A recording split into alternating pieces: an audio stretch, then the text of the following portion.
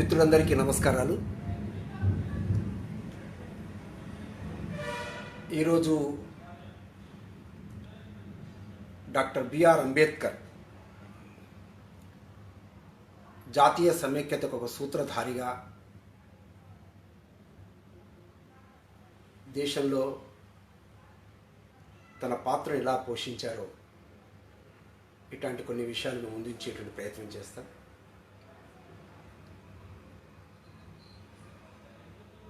అంబేద్కర్ జయంతి రోజున కొన్ని విషయాలు నేను మీ ముందు పెట్టాను.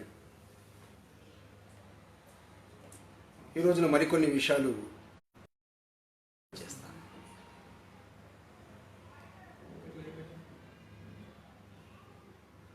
డాక్టర్ బిఆర్ అంబేద్కర్ ఈ రోజున దేశమే కాకుండా ప్రపంచం అంతా కూడా ఒక గొప్ప మేధావిగా కొలుస్తున్నటువంటి సందర్భం ఇది. ఈ సందర్భంలో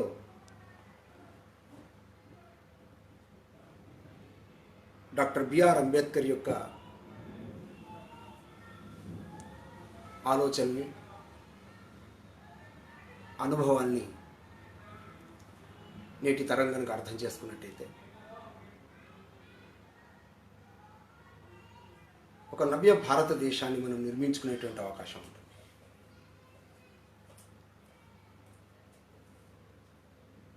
డాక్టర్ బిఆర్ అంబేద్కర్ విదేశాల్లో చదువు పూర్తి చేసిన తర్వాత గుజరాత్లో ఉద్యోగం చేస్తున్నప్పుడు ఒక సవర్ణ కులానికి చెందినటువంటి ఒక గుమాస్తా బిఆర్ అంబేద్కర్ యొక్క ఫైల్ని తీసుకోకుండా తిరస్కరించినప్పుడు అంబేద్కర్ మధ్యాహ్నం భోజన సమయంలో బయట ఆవరణలో ఒక చెట్టు కింద చిన్న పిల్లల రోధిస్తాడు.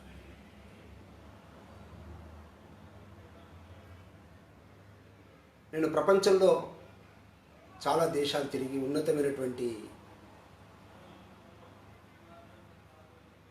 పట్టాలు స్వీకరించి తిరిగి వచ్చిన తర్వాత కూడా నా అటువంటి ఒక విద్యావంతుడికి ఈ రకమైనటువంటి అవమానం జరిగితే నిరక్షరాస్యులైనటువంటి నా యొక్క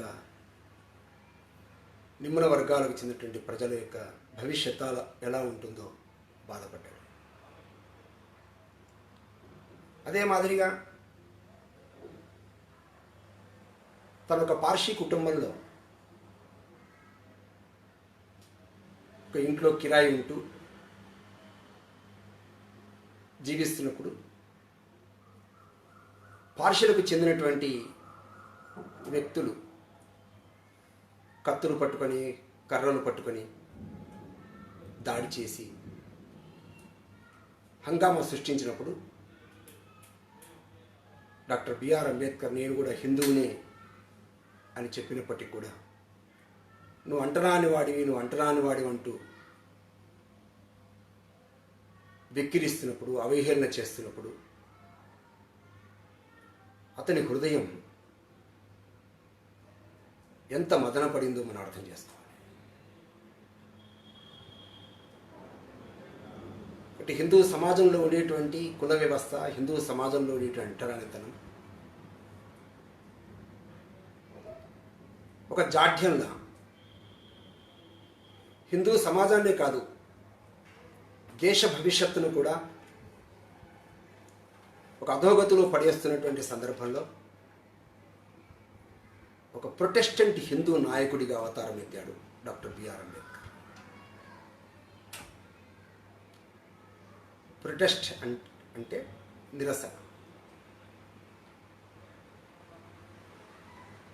ఏళ్ల తరబడిగా బానిసత్వంలో జీవిస్తున్నటువంటి ప్రజల పక్షాన్ని నిలబడి హిందూ సమాజాన్ని ప్రక్షాళన చేసి ఈ దేశ భవిష్యత్తుని ఒక సుందరంగా తీర్చిదిద్దాలనేటువంటి కళలకి సార్థకతని చూపించినటువంటి వ్యక్తి డాక్టర్ బిఆర్ అంబేద్కర్. అందుకే హిందూ సమాజంలో లోపాలని ఎత్తి చూపాడు. హిందూ సమాజాన్ని తూర్పారబట్టాడు. ఇక్కడ ఉండేటువంటి సవర్ణ కులాల వాళ్ళని విమర్శిస్తూ చురకలు పెట్టాడు. డాక్టర్ బిఆర్ అంబేద్కర్ యొక్క రచనలు చూస్తున్నప్పుడు అని హిందూ సమాజం మీద దాడి మనం గమనించినట్టయితే చాలామంది డాక్టర్ బిఆర్ అంబేద్కర్ హిందూ సమాజానికి వ్యతిరేకం అని చెప్పేసి భావిస్తుంటారు. కానీ మనం ఒకటి గుర్తుపెట్టుకోవాలి, డాక్టర్ బిఆర్ అంబేద్కర్ కంటే ముందు స్వామి వివేకానంద అని ఒక ప్రపంచ ఆధ్యాత్మిక వారసత్వానికి ప్రతీకగా భావిస్తాము. అలాగే స్వామి దయానంద సరస్వతి వేదాల్ని అన్ని వర్గాల వద్దకి తీసుకెళ్లడం కోసం కృతకృత్యుడయ్యాడు. ఆ ఇద్దరు కూడా హిందూ సమాజంలో ఉండే లోపాలని డాక్టర్ బిఆర్ అంబేద్కర్ కంటే గట్టిగా, నిర్మోహమాటంగా, కుండబద్దలు కొట్టి చెప్పినటువంటి విషయాన్ని మనం మర్చిపోయాం. అందుకే డాక్టర్ బిఆర్ అంబేద్కర్ హిందూ సమాజాన్ని కడిగి ప్రక్షాళన చేసి కాలానుగుణంగా వచ్చేటువంటి మార్పులన్నింటినీ కూడా అంగీకరించగలిగేటువంటి ఒక ప్రజాస్వామ్య వ్యవస్థతో కూడినటువంటి హిందూ సమాజ నిర్మాణం కోసం వారు కృషి చేశారు.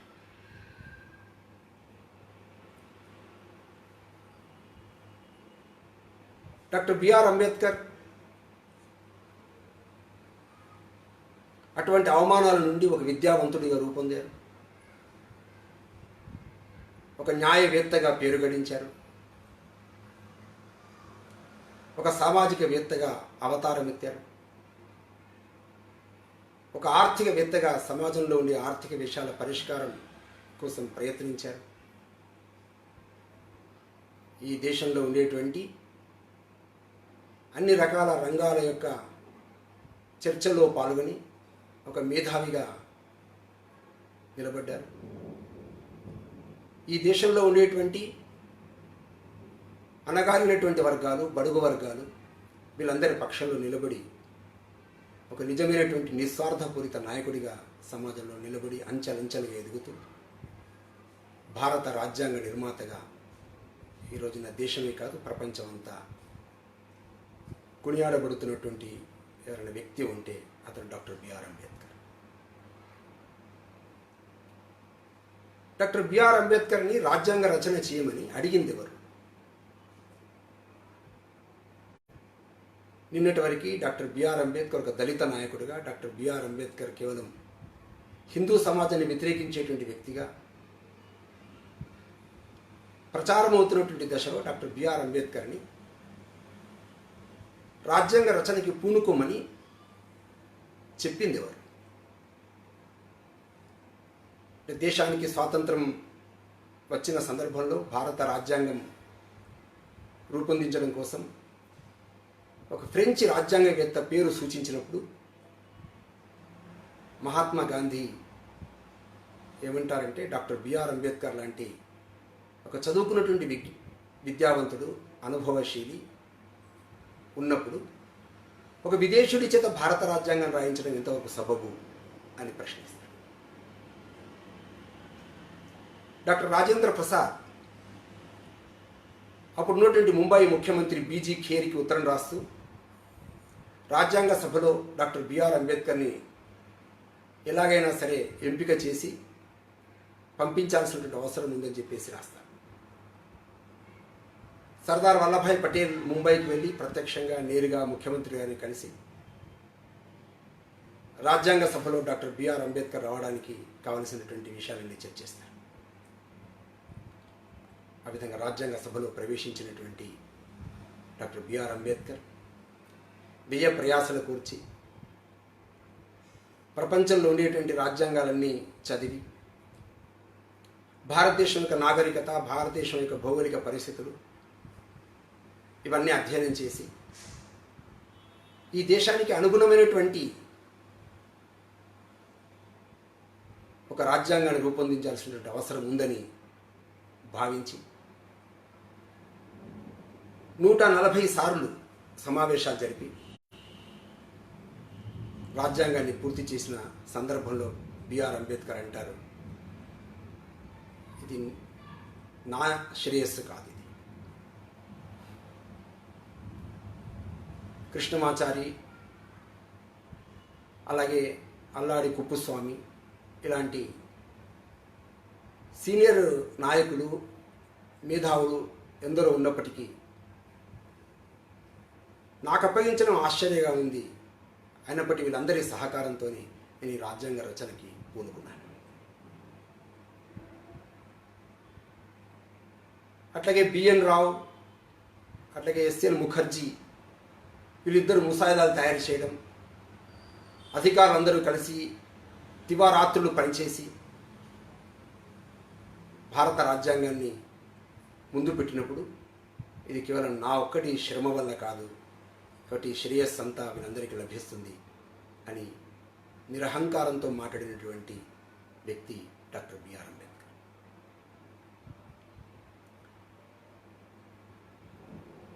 మరి భారత రాజ్యాంగం ఇది కేవలం పుస్తకం కాదు. ఇక్కడ భారత రాజ్యాంగం యొక్క ప్రతిని మనం ప్రజల ముందు పెట్టినప్పుడు ఇది ఎలా ఉండాలి అని చెప్పేసి రాజ్యాంగ పెద్దలు ఆలోచించినప్పుడు నందలాల్ బోస్ అనేటువంటి ఒక బెంగాలీకి సంబంధించిన చిత్రకారుని పిలిచి రాజ్యాంగంలో మొదటి అధ్యాయానికి ముందు పుటలో వైదిక కాలం యొక్క జీవితాన్ని సూచించేటువంటి ఒక చిత్రాన్ని అందులో ప్రచురిస్తారు.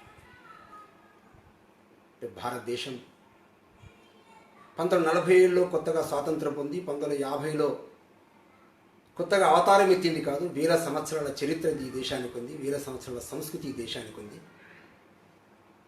దానికి గుర్తుగా మన వైదిక కాలం యొక్క జీవితాన్ని సూచించేటువంటి ఒక చిత్రాన్ని అందంగా నందలాల్ బోస్ గారు చిత్రిస్తారు.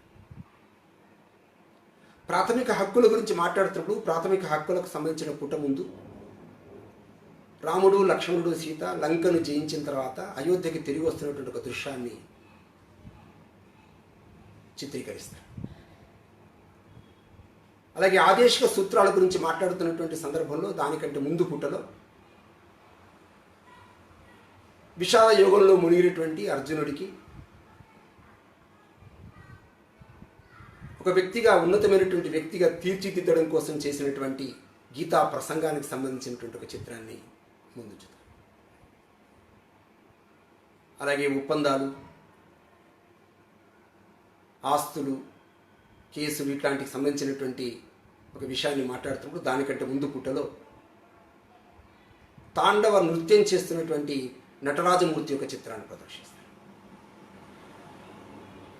ఝాన్సీ లక్ష్మీబాయి, మహాత్మా గాంధీ, సుభాష్ చంద్రబోస్, మహారాణా ప్రతాప్, అక్బర్, ఈ విధంగా ఈ దేశానికి సంబంధించి ఈ దేశానికి మేలు చేసినటువంటి, ఈ దేశంలో ఉండేటువంటి నాగరికత సంస్కృతుల్లో లీనమైనటువంటి కొన్ని వేల సంవత్సరాల యొక్క సంస్కృతి చరిత్రల్ని గుర్తు చేసే విధంగా భారత రాజ్యాంగం యొక్క చిత్రాన్ని గీసి దాని కింద అంబేద్కర్ యొక్క సంతకం, రాజేంద్ర ప్రసాద్ సంతకం, ఇలాంటి రాజ్యాంగ పెద్దల యొక్క సంతకాలతో ఆ ఒరిజినల్ ప్రతి, మూల ప్రతి ఇప్పటికీ లభిస్తుంది. ఇక డాక్టర్ బిఆర్ అంబేద్కర్ 1949 25న సమర్పించిన, నవంబర్ 25న సమర్పించిన తర్వాత ఒక కీలకమైనటువంటి ప్రసంగం డాక్టర్ బిఆర్ అంబేద్కర్ తర్వాత చేస్తారు.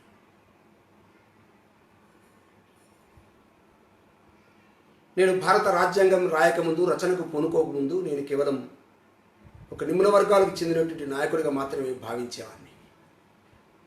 సమాజం కూడా అలాగే గుర్తించేది. కానీ రోజున నేను భారత రాజ్యాంగ రచనకు పూనుకున్న తర్వాత నేను కేవలం కొన్ని వర్గాలకు సంబంధించిన వ్యక్తిని కాదు, దేశంలో ఉండేటువంటి కోట్లాది మంది అన్ని వర్గాలకు చెందినటువంటి వ్యక్తిగా అందరి యొక్క ఆకాంక్షలు నెరవేర్చాల్సినటువంటి ప్రధానమైన కర్తవ్యం నాకు ఉందనేటువంటి విషయాన్ని నేను భావిస్తున్నాను, విశ్వసిస్తున్నాను అంటారు డాక్టర్ బిఆర్ అంబేద్కర్. ఒకటి ఈ దేశం ఒక సార్వభౌమ దేశంగా, సర్వసత్తాక దేశంగా ఏర్పడింది అని అనుకున్నప్పుడు ఇది కొత్తగా ఏర్పడింది కాదు. ఒకప్పుడు ఈ దేశం సార్వభౌమ దేశంగానే ఉండింది, సర్వసత్తాక దేశంగానే ఉండింది, స్వాతంత్రంతోనూ ఉండింది. కానీ మధ్యలో విదేశీయులు దండయాత్రలు చేసి ఆక్రమించుకున్న తర్వాత ఈ దేశం సంఘర్షణకు గురై యుద్ధాల్లో ఓడిపోతున్నప్పుడల్లా ఆ ఓటమికి వెనక ఉండేటువంటి కారణాలు కనుక చూసినట్టయితే బిఆర్ అంబేద్కర్ రాజ్యాంగ సభలో ఏం చెప్తారంటే, మహమ్మద్ బిన్ కాసిం ఈ దేశానికి దండయాత్ర చేసినప్పుడు, సింధు ప్రాంతంలో ఉండే రాజా దాహిర్తో యుద్ధం చేస్తున్నప్పుడు ఆ యుద్ధంలో రాజా దాహిర్ ఓడిపోతాడు. ఎలా ఓడిపోతాడంటే, రాజా దాహిర్ దగ్గర ఉండేటువంటి ముఖ్య సైనికాధికారులు మహమ్మద్ బిన్ కాసిం దగ్గర లంచం తీసుకొని ఈ దేశానికి వ్యతిరేకంగా వాళ్ళు పోరాటం చేస్తారు. మహమ్మద్ ఘోరీ ఈ దేశానికి దండయాత్ర చేసినప్పుడు, పృథ్వీరాజుతో యుద్ధం చేస్తున్నప్పుడు ఈ దేశంలో ఉండేటువంటి రాజు జయచంద్రుడు మహమ్మద్ ఘోరీతో చేతులు కలిపి మహమ్మద్ ఘోరీ సైన్యంతో పృథ్వీరాజుని ఓడిపోయేస్తాడు. ఛత్రపతి శివాజీ ఈ దేశంలో సామ్రాజ్య నిర్మాణం చేస్తున్నప్పుడు మొఘలుల యొక్క బానిస సంఖ్యలను తెగొట్టడం కోసం ఒక యుద్ధ పోరాట పటిమతో ఈ దేశాల్లో సంఘటితం చేస్తున్నప్పుడు కొద్దిమంది రాజపుత్ర వీరులు, కొంతమంది మరాఠా వీరులు శివాజీకి వ్యతిరేకంగా మొఘలుల పక్షంలో పనిచేస్తారు.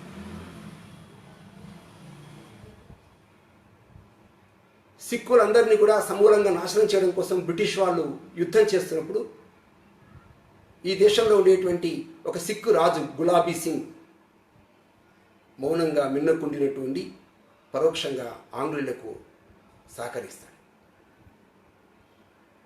1857 స్వతంత్ర పోరాటం, ప్రథమ స్వతంత్ర పోరాటానికి పిలుపు వచ్చినప్పుడు ఈ దేశంలో చాలామంది సిక్కులు మౌనంగా ఉండిపోయినటువంటి కారణంగా ఆ విధంగా పదే పదే ఈ దేశం ఓడిపోయింది. కాబట్టి ఈ దేశం ఓడిపోవడానికి మనకు శక్తి లేక కాదు, మనకి పటిమ లేక కాదు, మనకు వ్యూహం తెలియక కాదు. కాబట్టి ఈ దేశంలో ఉండేటువంటి విద్రోహులు, ఈ దేశంలో ఉండే నమ్మక ద్రోహులు, విశ్వాసఘాతకుల కారణంగా ఈ దేశం ఓడిపోతూ వచ్చింది.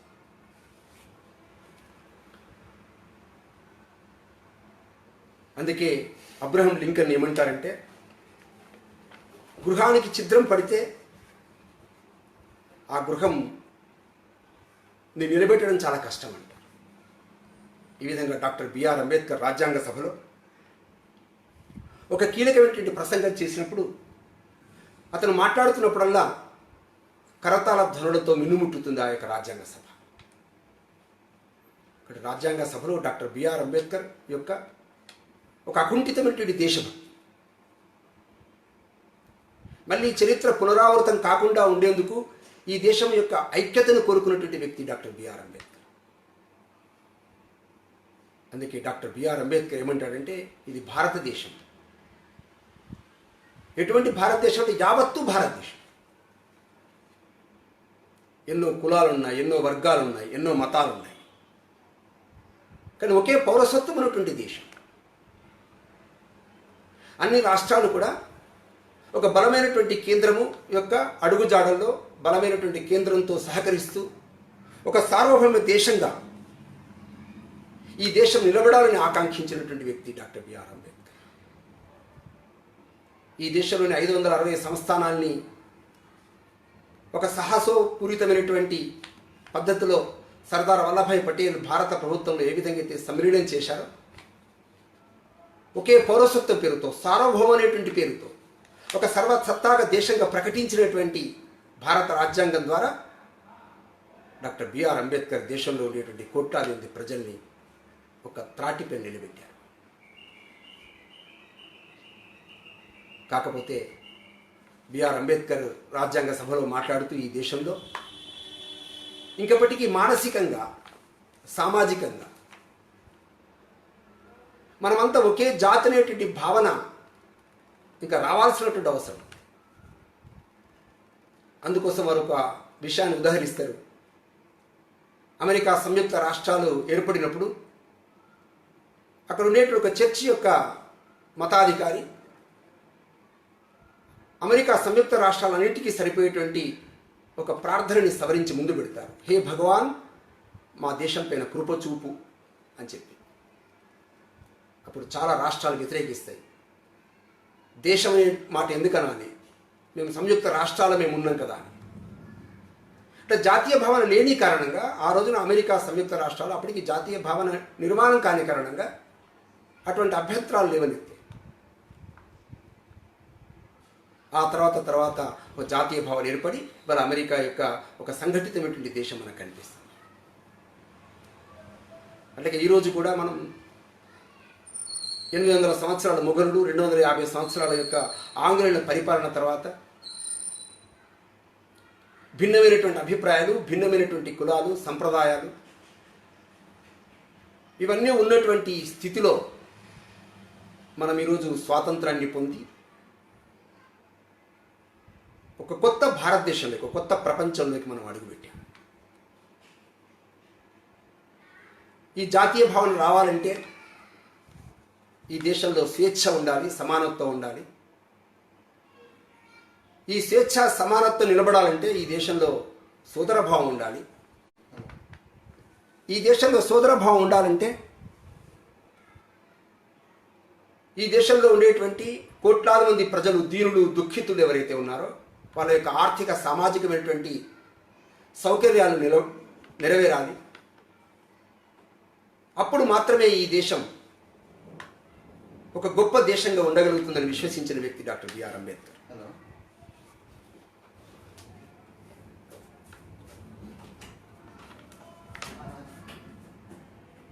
ఈ దేశంలో ఉండేటువంటి ముఖ్యమైనటువంటి 2 పార్టీలు, కమ్యూనిస్ట్ పార్టీ, సోషలిస్ట్ పార్టీ, ఇవి 2 కూడా రాజ్యాంగాన్ని వ్యతిరేకిస్తాయి. రాజ్యాంగాన్ని విశ్వసించాం. డాక్టర్ బిఆర్ అంబేద్కర్ ఇదే విషయాన్ని చెప్తారు. ఏమంటారంటే ఇవి 2 కూడా నియంతృత్వం యొక్క పాలనను కోరుకునేటువంటి పార్టీలు, ప్రజాస్వామ్య పాలనను కోరుకునేటువంటి పార్టీలు కావు ఇవి. కాబట్టి సహజంగానే ఈ 2 పార్టీలు భారత యొక్క రాజ్యాంగాన్ని ఒప్పుకోకున్నా కూడా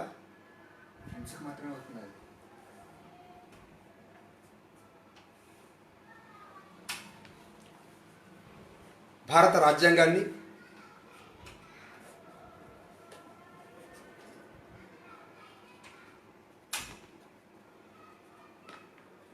అందరికీ అందించడం కోసం కదా, భారత రాజ్యాంగాన్ని అందరి అవసరాలకు అనుగుణంగా అందరిని ఒకే త్రాటిపైకి తీసుకొచ్చేటువంటి విధంగా ముందుంచినటువంటి వ్యక్తి డాక్టర్ బిఆర్ అంబేద్కర్. అందుకే డాక్టర్ బిఆర్ అంబేద్కర్ గొప్ప వ్యక్తిగా ఎందుకు అయ్యారు అంటే వారు ఈ దేశానికి చేసినటువంటి సేవ ఏమిటి అంటే ఈ దేశంలో కోట్లాది మంది దీనహీన దళిత ప్రజాకోటికి నిజమైనటువంటి సేవ చేసినటువంటి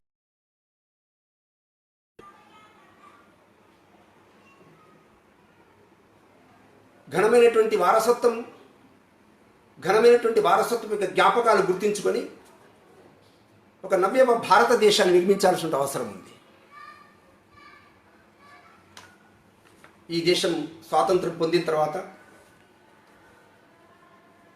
స్వాతంత్రం పొందకముందు ఈ దేశంపై యుద్ధం చేసినటువంటి, యుద్ధాని కోసం దండయాత్ర కోసం వచ్చినటువంటి వ్యక్తులు శకులు, హూనులు, బర్బరులు, మంగోలులు, అలాగే ఈ దేశంలో ఉండేటువంటి ఆర్యులు, ద్రావిడులు వీళ్ళందరూ కలిసి ఉమ్మడి సాంస్కృతికమైనటువంటి వారసత్వంతో పనిచేయగలిగారు. ఎవరు కూడా మేము వేరని భావించలేదు ఈ దేశంలో. అలాంటి సాంస్కృతిక ఏకత్వం కలిగినటువంటి ఒక ద్వీపం బహుశా ప్రపంచంలో ఎక్కడ లేదని వ్యాఖ్యానించారు అంబేద్కర్.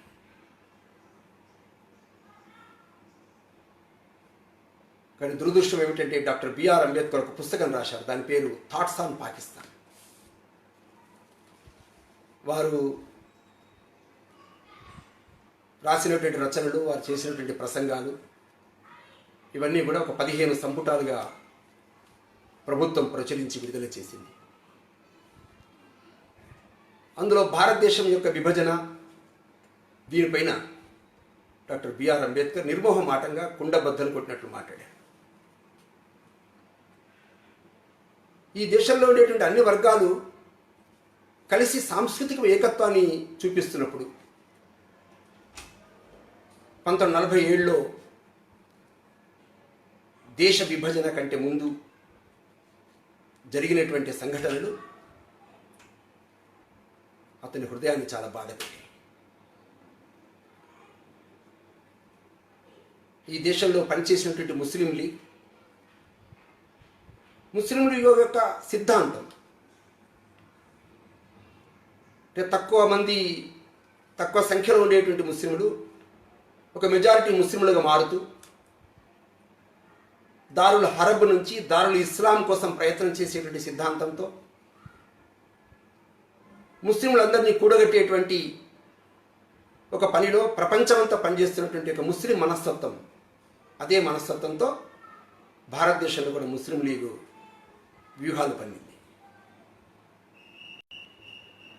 దాని కారణంగా దేశంలో లూటీలు జరిగాయి, మానభంగాలు జరిగాయి, అత్యాచారాలు జరిగాయి. మోప్లాల పేరుతో కేరళలో హిందువుల యొక్క గృహాలు లూటీ చేశారు, దహనం చేశారు, ఆడపిల్లలు ఎత్తుకుపోయారు, మానభంగాలు చేశారు.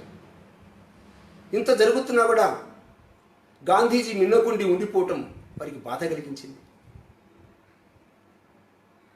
డాక్టర్ బిఆర్ అంబేద్కర్ ఈ దేశంలో సోదర భావంతో అందరం కలిసి ఉండాలంటే, ఈ దేశంలో ఒకరిని ఒకరు వాళ్ళ కోరికలు ఆకాంక్ష నెరవేరాలంటే మన యొక్క కులము, మన యొక్క మతము, మన యొక్క వర్గము వీటన్నిటికి అతీతంగా దేశం అనేది ప్రాముఖ్యతగా ఉండాలని చెప్పేసి కోరుకున్న వ్యక్తి డాక్టర్ బిఆర్ అంబేద్కర్. అందుకే డాక్టర్ బిఆర్ అంబేద్కర్ హిందూ సమాజాన్ని పునర్వ్యవస్థీకరిస్తున్నప్పుడు ఆయన హిందూ సమాజంలో 3 ఉండాలని కోరుకున్నారు. 3 సూత్రాలు. ఒకటి స్వేచ్ఛ ఉండాలి, సమానత్వం ఉండాలి, సోదరభావం ఉండాలి.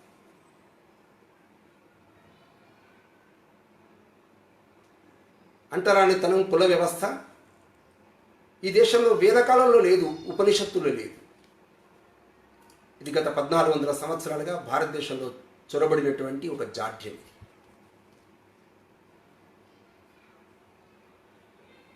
మను అనేటువంటి ఒక వ్యక్తి స్వయంగా తీసుకొచ్చినటువంటి వ్యవస్థ కాదు. మనువ కంటే ముందే ఈ దేశంలో కుల వ్యవస్థ ఉన్నటువంటి కారణంగా అది ఒక జాడ్యంగా పరిణమించి నెమ్మదిగా ఒక సంచార జాతి వర్గ ప్రజలుగా, ఊరికి బయట ఉండేటువంటి వ్యక్తులుగా, అంటరాని వారిగా ఈ సమాజం చూస్తున్నటువంటి సమయంలో మధ్యలో వచ్చినటువంటి ఈ అంటరానితనం కుల వ్యవస్థ యొక్క జాడ్యాన్ని తొలగించి ఒక నవీనమైనటువంటి హిందూ సమాజంగా రూపొందాలని కలలు కన్నారు doctor BR Ambedkar. Doctor BR Ambedkar ఈ కళలు కనడం కోసం యొక్క ఉద్దేశం ఏంటంటే, ఈ దేశంలో ఉండేటువంటి సవర్ణ హిందువుల్ని కలుపుకొని పోయేటువంటి ప్రయత్నం చేసి, వాళ్ళకి నచ్చజెప్పేటువంటి ప్రయత్నం చేసి సాధించగలని చెప్పేసి అనుకున్నారు. అందుకే డాక్టర్ బిఆర్ అంబేద్కర్ 1927 నుంచి 1947 వరకు వారు చేసినటువంటి ఏదైతే ఉద్యమాలు, సామాజిక ఉద్యమం ఉందో ఆ సామాజిక ఉద్యమంలో అన్ని కులాల వాళ్ళని కలిగిపోయారు. వారు కూర్చున్నటువంటి వేదికలు, వారు చేసినటువంటి ఉద్యమాలలో అందరూ కూడా నాయకత్వం వహించారు. డాక్టర్ బిఆర్ అంబేద్కర్ ఆ విధంగా సమాజంలో అన్ని వర్గాల ద్వారా మాత్రమే ఒక నిజమైనటువంటి స్వాతంత్రాన్ని తీసుకురాగలుగుతామనేటువంటి ఒక ఆకాంక్షని గుర్తించారు. డాక్టర్ బిఆర్ అంబేద్కర్కి సమకాలీకుడైనటువంటి ఒక వ్యక్తి గురించి మనం చెప్పుకోవాల్సిన అవసరం ఉంది. అతని పేరు జోగేంద్రనాథ్ మండల్. జోగేంద్రనాథ్ మండల్ బెంగాల్కు సంబంధించినటువంటి నాయకుడు. దురదృష్టవశాత్తు డాక్టర్ బిఆర్ అంబేద్కర్ యొక్క ఆలోచనలు నచ్చని కారణం ఆయన ముస్లిం లీగుతో జతగట్టి 1947లో 1947లో దేశ విభజన సమయంలో ముస్లిం లీగుతో జతగట్టి అక్కడ బెంగాల్ ప్రాంతంలో ఉండేటువంటి దళితులతో సహా, నిమ్న వర్గాలతో సహా అతను తూర్పు పాకిస్తాన్ వెళ్ళిపోతాడు. 3 సంవత్సరాలు న్యాయశాఖ మంత్రిగా, కార్మిక శాఖ మంత్రిగా ఉంటాడు. ముస్లిం పరిపాలకుల చేతిలో మాత్రమే నిమ్న వర్గాలకి భవిష్యత్తు ఉందని నమ్ముతాడు. కానీ కేవలం 3 సంవత్సరాల వ్యవధిలో తూర్పు పాకిస్తాన్లో ఉండేటువంటి లక్షలాది మంది హిందువులు చంపబడతారు. వాళ్ళ యొక్క ఆస్తులు లూటీ చేయబడతాయి. ఆడపిల్లలు ఎత్తుకుపోతారు, కిడ్నాప్ చేస్తారు, అత్యాచారాలకు గురవుతారు. హృదయ విదారకమైన సంఘటన తన కళ్ళతో చూసి అతను తన యొక్క మంత్రి పదవికి రాజీనామా చేసి అప్పటి ప్రధాని లియాఖత్ అలీకి అయితే లేఖ విడుదల చేస్తారో ఆ లేఖ ఈరోజు వెలుగులోకి వచ్చింది.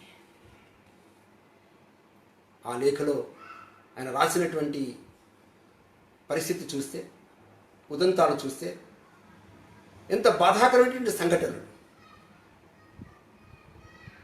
కసాయవాడిని గొర్రె నమ్ముతుంది అన్నట్టుగా ఈ దేశంలో ఉండేటువంటి నిమ్న వర్గాల ప్రజల యొక్క స్వేచ్ఛా స్వాతంత్రాలని,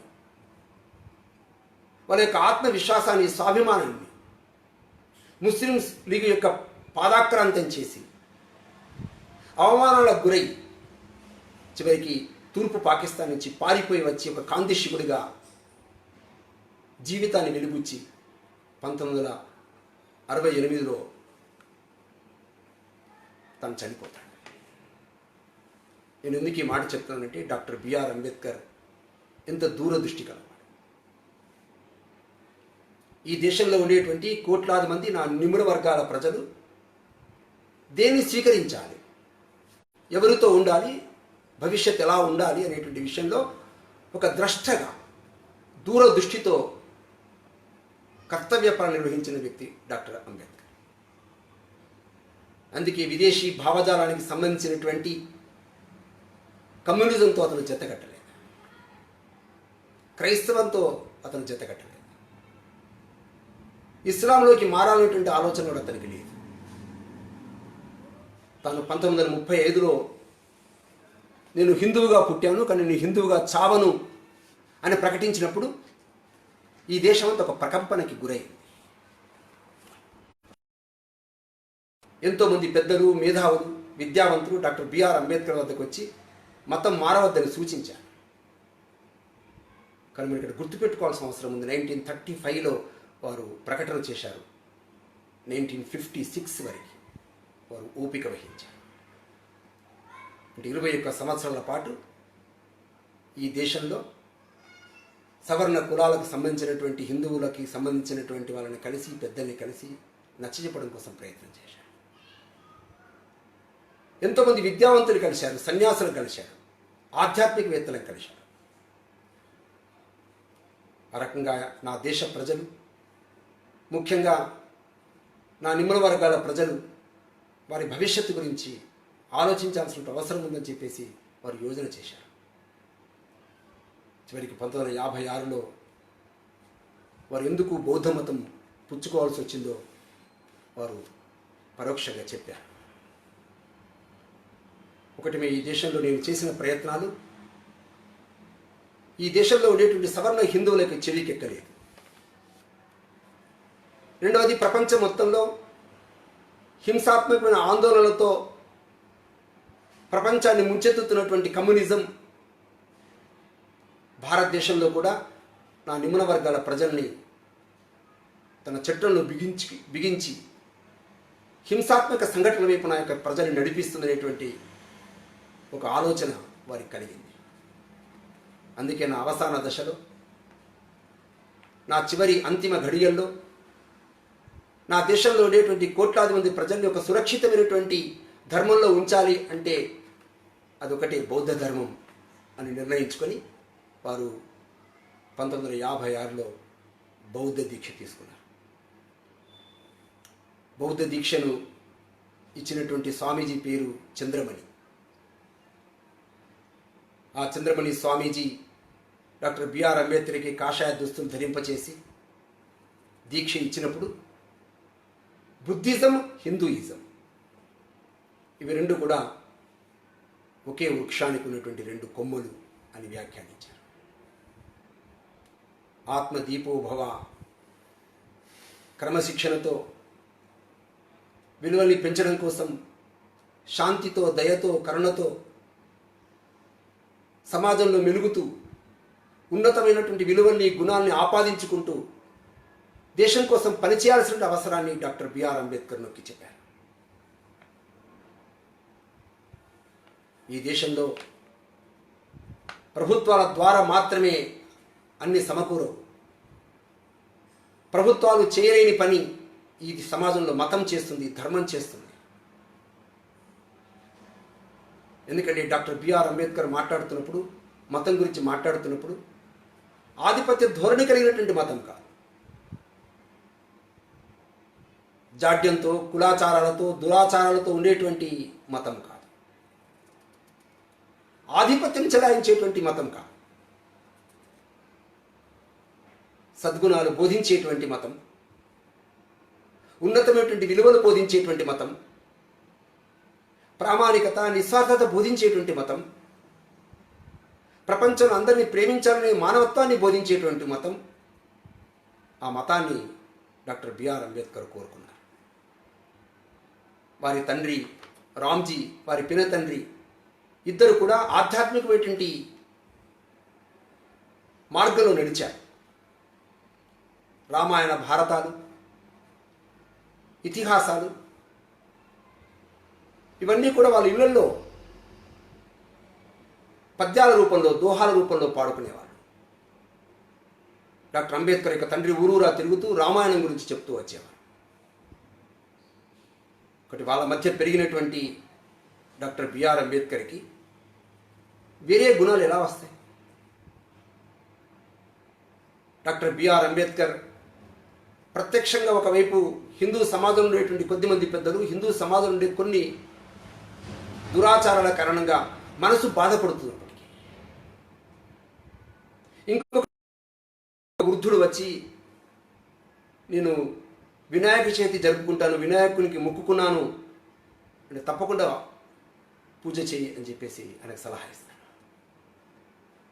తన మొదటి భార్య రమాబాయి నేను పండరీపురం వెళ్ళి నేను ఇప్పుడు అంగీకరిస్తాడు తప్ప అది తప్పు కానీ అని కానీ మనం దేవుని కానీ అతను తన భార్యకు చెప్పాడు. ఊర్లో గ్రామ దేవతల్ని ఊరేగించేటువంటి ఉత్సవ మూర్తులన్నీ కూడా వాళ్ళ ఇళ్లలో ఉండేవి. డాక్టర్ బిఆర్ అంబేద్కర్ సంస్కృతం నేర్చుకొని, సంస్కృతం నేర్చినటువంటి కారణంగా వేదాలు చదివి అధ్యయనం చేసి తను ఎక్కడ ఉపన్యసించినప్పటికీ వేదాల్లో ఉండేటువంటి అంశాలన్నింటినీ కూడా కొన్ని సంఘటనల్ని కోట్ చేస్తూ, సూచిస్తూ తన యొక్క ప్రసంగాలు కొనసాగించేవాడు. ఆర్యుడు బయట నుంచి వచ్చారు అనేటువంటి అయితే విభజన సిద్ధాంతం ఉందో, ఈ సమాజాన్ని ముక్కలు చేసే సిద్ధాంతం ఉందో, దాన్ని ప్రవేశపెట్టారో, ఆ ప్రవేశపెట్టినటువంటి ఆ సిద్ధాంతాన్ని ఇప్పటికీ కొనసాగిస్తున్నారో, ఆ సిద్ధాంతాన్ని అప్పుడే ఖండించారు డాక్టర్ బిఆర్ అంబేద్కర్. ఆర్య అంటే మంచివాడు. డాక్టర్ బిఆర్ అంబేద్కర్ ఆర్య అనే పదాన్ని ఒక గొప్పతనం కలిగినటువంటి గుణానికి సంబంధించినటువంటి కండక్ట్గా భావించారు తప్ప ఒక జాతిగా అతను భావించలేదు. అందుకే డాక్టర్ బిఆర్ అంబేద్కర్ అంటారు, ఆర్యులు బయట నుంచి వచ్చారు అనడానికి ఎట్లాంటి ఆధారాలు లేవు.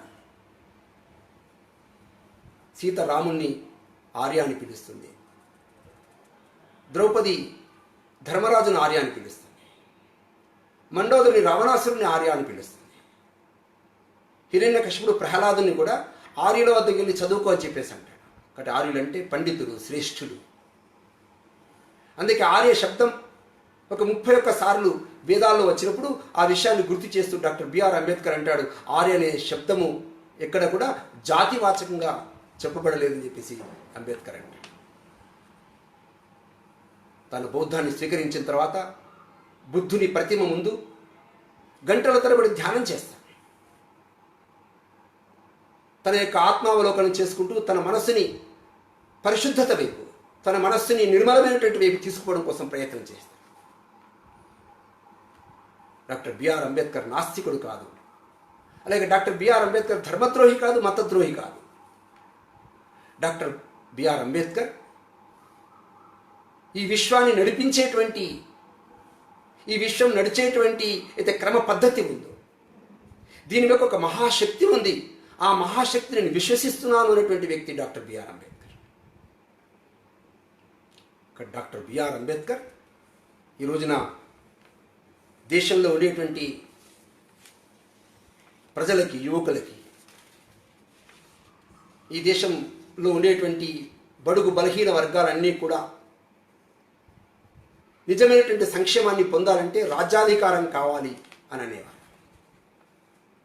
కానీ రాజ్యాధికారం ఎలా రావాలి, రాజ్యాధికారాన్ని ఎలా పొందాలి అనుకున్నప్పుడు డాక్టర్ బిఆర్ అంబేద్కర్ చెప్తాడు, ఈ దేశంలో షెడ్యూల్ కులాల వారు, అలాగే షెడ్యూల్ కులాలు కానివారు,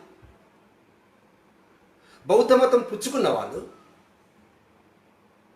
అలాగే బౌద్ధ మతం పుచ్చుకోకుండా ఉన్నటువంటి వాళ్ళు,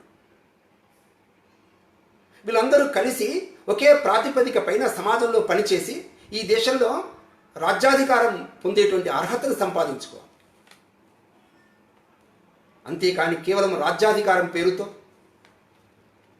కులం పేరుతోనో, మతం పేరుతోనో, కుట్రల పేరుతోనో, మోసాల పేరుతోనో అధికారానికి వచ్చినట్టయితే అదే అధికారం తన యొక్క సొంత మనుషుల్ని, సొంత కులస్తుల్ని, తన సొంత ప్రజల్ని కూడా పక్కన పెట్టి అధికార పిపాస, అవినీతి, ఆస్తుల యొక్క సంపాదన తప్ప ఇంకేమీ కనబడదు. దాని కారణంగా చివరికి ఆ ప్రభుత్వాలు కూలిపోతాయి.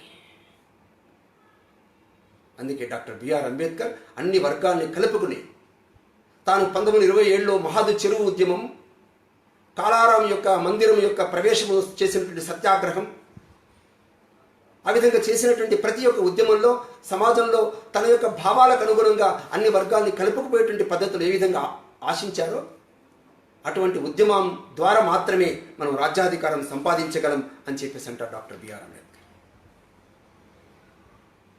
డాక్టర్ బిఆర్ అంబేద్కర్కి మనం నివాళులు అర్పిస్తున్నప్పుడు, డాక్టర్ బిఆర్ అంబేద్కర్ యొక్క అడుగుజాడలు నడుస్తున్నప్పుడు 1956 కంటే ముందు, 1947 కంటే ముందు ఉన్న పరిస్థితులు ఇప్పుడు మారాయి సమాజంలో. ఇది మనం ఒప్పుకోవాలి. ఈరోజు డాక్టర్ బిఆర్ అంబేద్కర్ పెట్టినటువంటి భిక్ష కారణంగా దేశంలో రాష్ట్రపతులు అవుతున్నారు, ముఖ్యమంత్రులు అవుతున్నారు, గవర్నర్లు అవుతున్నారు. అన్ని రంగాల్లో విద్యావంతులు ఉద్యోగాలు సంపాదిస్తున్నారు, పారిశ్రామికవేత్తలు అవుతున్నారు, అన్ని కళారంగంలోకి ప్రవేశిస్తున్నారు. ఒకటి దేశం మార్పుని కోరుతున్నది, మార్పును చూస్తున్నది. ఇవాళ రాష్ట్రీయ స్వయం సేవక సంఘము ఇవాళ దేశంలో ఒక సాంస్కృతికమైనటువంటి సంస్థ. లాక్డౌన్ సందర్భంగా కేవలం తెలంగాణ ప్రాంతంలోనే డాక్టర్ బిఆర్ అంబేద్కర్ జయంతి సందర్భంగా 12,000 కుటుంబాల్లో సుమారుగా 40,000 మంది పురుషులు, స్త్రీలు, వృద్ధులు, ఇళ్లలో ఉండేటువంటి బాలబాలికలు, వాళ్ళు 3 4 అంబేద్కర్ చిత్రపటాన్ని పెట్టి, అంబేద్కర్ చిత్రపటం లేనట్టయితే మొబైల్లో ఉండేటువంటి ఆ చిత్రపటం, గూగుల్ నుంచి చిత్రపటం తీసి అది కూడా కుర్చీలో పెట్టి ఆ చిత్రపటానికి నివాళులు అర్పించినటువంటి ఒక అపూర్వమైనటువంటి ఘట్టం అంబేద్కర్ జయంతి రోజున జరిగింది. అందులో అన్ని కులాల వాళ్ళు ఉన్నారు, బ్రాహ్మణులు ఉన్నారు, వైశ్యులు ఉన్నారు, రెడ్లు ఉన్నారు, నిమ్న వర్గాలకు చెందినటువంటి వాళ్ళు ఉన్నారు. ఇది మనం ఊహించగలమా? డాక్టర్ బిఆర్ అంబేద్కర్ బ్రతికున్నప్పుడు దివారాత్రులు కష్టపడి ఈ సమాజంలో ఉండేటువంటి నిమ్న వర్గాల్ని, కుల వ్యవస్థ, ఈ కులం యొక్క వివక్షతలకి, అంటరానితనానికి వ్యతిరేకంగా పోరాటం చేస్తున్నప్పుడు అతనికి సహకరించేటువంటి వ్యక్తులు ఆ రోజున లేకపోవచ్చు. కానీ ఈ రోజున సమాజంలో మంది యొక్క ప్రేరణ కారణంగా, ఆ సమాజం నుంచి పొందుతున్నటువంటి ప్రేరణ కారణంగా, జ్ఞానార్జన కారణంగా, విద్యావంతులైనటువంటి కారణంగా, సమాజాన్ని దగ్గరగా చూసేటువంటి సామాజిక స్పృహ ఉన్నటువంటి కారణంగా ఇవాళ జరుగుతున్నటువంటి మార్పులు మనం అంగీకరించక తప్పదు. ఇటువంటి సమయంలో డాక్టర్ బిఆర్ అంబేద్కర్ యొక్క అడుగు జాడల్లో నడవడం అంటే కులం పేరుతో, మతం పేరుతో, అంటే కులం యొక్క పునాదులపైన, మతం యొక్క పునాదులపైన ఈ జాతిని నిర్మించలేము అనేటువంటి డాక్టర్ బిఆర్ అంబేద్కర్ భిన్నమైనటువంటి పద్ధతిలో ఇవాళ దేశంలో అయితే ప్రయత్నాలు జరుగుతున్నాయో అవన్నీ డాక్టర్ అంబేద్కర్ యొక్క ఆలోచనలకు వ్యతిరేకమైనటువంటి. డాక్టర్ బిఆర్ అంబేద్కర్ యొక్క ఆలోచనల్లో ఈ రోజున నిజమైనటువంటి ఒక దృశ్యం వాళ్ళ సమాజంలో కనబడుతుంది. భారతదేశం సరైనటువంటి దిశలో ప్రయాణం చేస్తుంది. తాను చదువుకున్నటువంటి లండన్లో వారి పేరిట ఒక స్మారక మందిరం నిర్మాణం చేయబడింది. వారు పుట్టినటువంటి మహూ ప్రాంతంలో ఒక తీర్థక్షేత్రంగా నిర్మాణం చేయబడింది. తాను చివరి ఘడియలు గడిపినటువంటి ఢిల్లీలో ఒక నిర్వాణ కేంద్రంగా అది అభివృద్ధి గడించింది. గుజరాత్లో ఉద్యోగం చేస్తున్నప్పుడు ఈ దేశంలోని కోట్లాది మంది ప్రజల కోసం వేదన పడినటువంటి ఆ వేదనాభరితమైనటువంటి అయితే సంకల్పం తీసుకున్నటువంటి సందర్భం ఉందే, ఆ సందర్భం జరిగినటువంటి ఆ వృక్షం ఈరోజు ఒక సంకల్ప వృక్షంగా, సంకల్ప స్థానంగా ఇవాళ అభివృద్ధి చేయబడింది. డాక్టర్ బిఆర్ అంబేద్కర్ ఆలస్యంగానైనా భారత రత్నని సంపాదించారు. డాక్టర్ బిఆర్ అంబేద్కర్ అవమానాల యొక్క అడుగులు నుంచి మెట్లు ఎక్కుతూ ఒక మేధావిగా భారతదేశాన్ని మాత్రమే కాదు ప్రపంచంలో ఉండేటువంటి ప్రజలందరిలో మానవత్వాన్ని నెలకొల్పేటువంటి పద్ధతిలో ఒక ఉన్నతమైన ఆదర్శమూర్తిగా సమాజంలో మనకు కనబడతారు. వేద కాలం నుండి ఏ ప్రయత్నాలు జరుగుతున్నాయో సంగచ్చద్దం సమ్మదద్దం సమ్మో మనాంసి జానతాం అనే వేదం చెప్తుంది. ప్రపంచంలో ఉండే అందరం కలిసి నడుద్దాం, కలిసి భుజం కలిపి ముందుకెళ్దాం అని వేదం ఘోషిస్తుంది. ఈ దేశంలో కులము కాదు, ఈ దేశంలో జంతు బలులు కాదు, ఈ దేశంలో మూఢనమ్మకాలు కాదు, వీటన్నిటికి అతీతమైనటువంటి ఒక మానవత్వాన్ని ప్రదర్శించాలని చెప్పేసి అయితే బుద్ధుడు ప్రవచించాడో ఆ బుద్ధుని యొక్క ఆత్మదీపం ఇవాళ ప్రపంచంలో మనందరిలో వెలగాలి.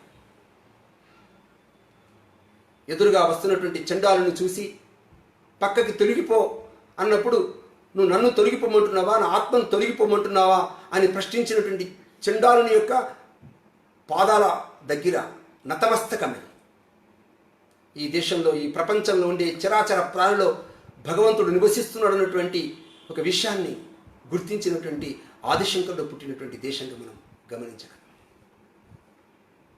ఈ దేశంలో ఉండేటువంటి నిమ్న వర్గాలకి దేవాలయాల్లో అన్ని ఆధ్యాత్మిక దైవిక కార్యక్రమాల్లో భాగస్వామ్యం ఇవ్వాలనేటువంటి సంకల్పంతో పనిచేసినటువంటి రామానుజుడు మనందరికీ తెలుసు. ఈ దేశంలో ఒక బసవేశ్వరుడు, ఈ దేశంలో ఉండేటువంటి సంత్ రవిదాస్ చెప్పులు కుట్టేటువంటి వృత్తిలో జీవించినప్పటికీ కూడా కాశీ మహారాజు లాంటి వ్యక్తులు ఇతనికి ఆధ్యాత్మిక జ్ఞానాన్ని గమనించి ఆయన కాళ్ళ దగ్గర కూర్చొని ఆధ్యాత్మిక విద్యని నేర్చుకున్నటువంటి స్థితి ఈ దేశంలో మనకు కనిపిస్తుంది. దయానంద సరస్వతి, బసవేశ్వరుడు, ఈ విధంగా ఒకరొక్కరు ఈ భారతదేశంలో సుమారుగా అన్ని ప్రాంతాల్లో, దేశంలో ఉండేటువంటి అన్ని ప్రాంతాల్లో, అన్ని కులాల్లో మహానుభావులు ఉద్భవించారు. వాళ్ళందరూ సమరసత కోసం పనిచేశారు.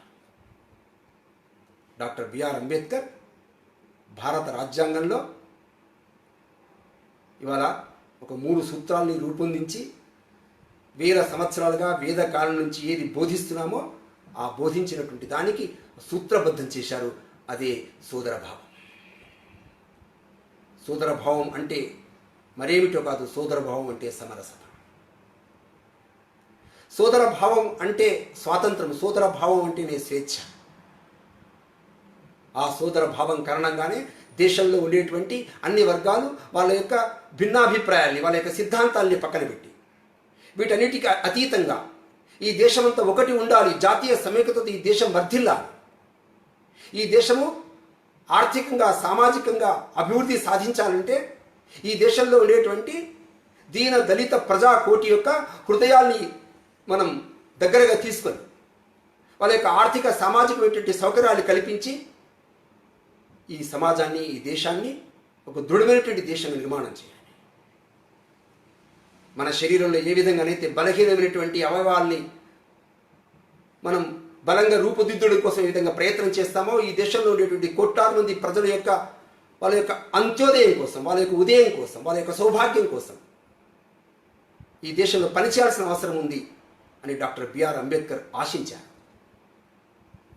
అందుకే డాక్టర్ బిఆర్ అంబేద్కర్ యొక్క అడుగు జాడల్లో నడవడం అంటే అర్థం ఏమిటంటే, డాక్టర్ బిఆర్ అంబేద్కర్ రాజ్యాంగ సభలో మాట్లాడినటువంటి ఒక వాక్యాన్ని మనం తీసుకొని వారి మాటల్లోనే మనం ఈ దేశం కోసం పనిచేయాల్సిన అవసరం ఉంది.